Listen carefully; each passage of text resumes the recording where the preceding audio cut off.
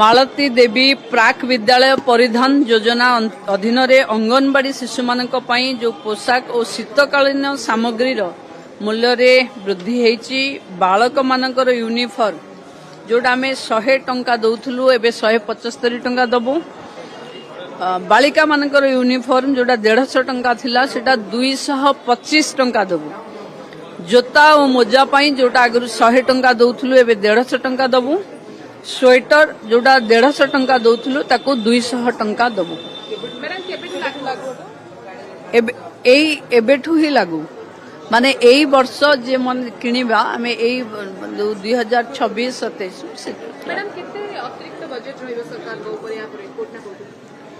एथिरे प्राय आमे जो 26-27